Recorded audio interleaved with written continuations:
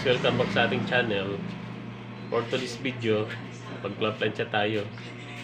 Mag-share tayo ng kunting idea sa ating mga viewers. Okay? Tara, sama-sama tayo. Let's go! Ngayon, start tayo sa pagplansya. Ito yung ating tinahing palda na gagamiting costume sa pagsasayaw. Ngayon ang una nating plaplansyahin ang laylayan. Iplapat natin yung pinasadahan sa laylayan. So ganun lang, plaplansyahin natin ng paikot.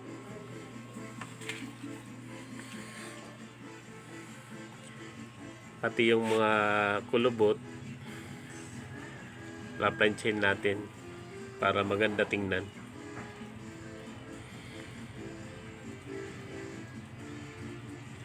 Okay?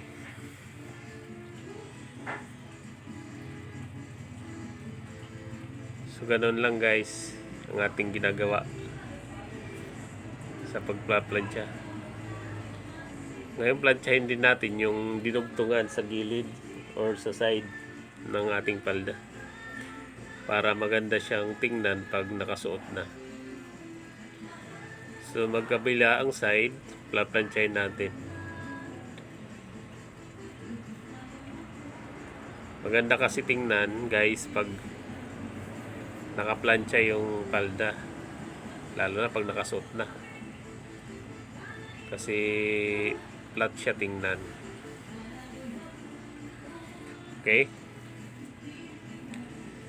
So ganyan lang ating ginagawa araw-araw mga guys. Yan ang ating buhay, ang buhay mananahi.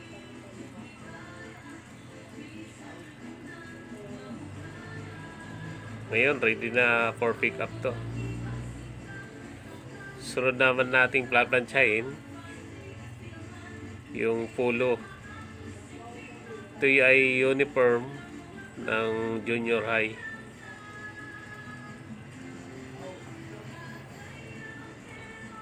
So, titingnan muna natin yung init ng plansya kung hindi siya masyadong mainit. Kasi nakakasunog pag sobrang init.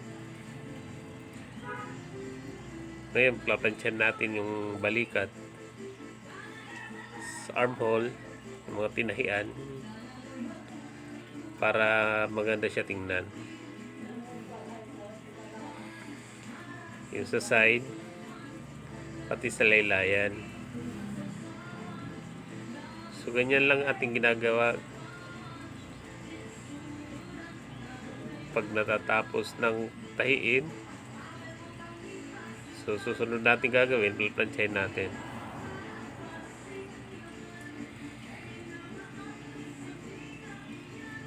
Pati yung shoulder, kailangan plansyahin yung tinahian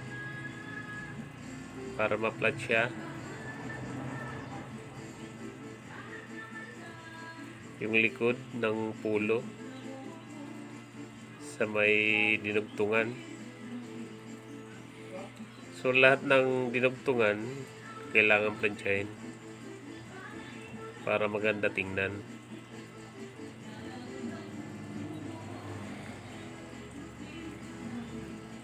So ganun lang guys yung ating ginagawa.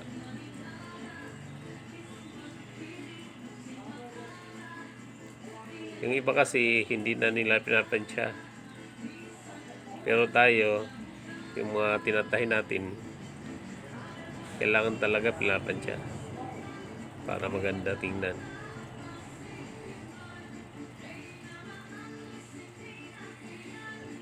So yun, mga pagitan ng butones, kailangan din daanan ng plansyayan para ma-flat.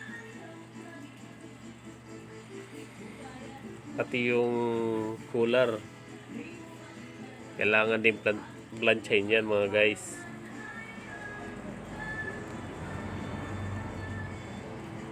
Para ma-flat siya. So ganyan lang yung ating ginagawa. Pagkatapos nating tahiin, plaplansyahin. Ngayon i-flat natin yung sleeves para magkaroon ng liston sa taas. Yung magkabilang side kailangan nating planchahin.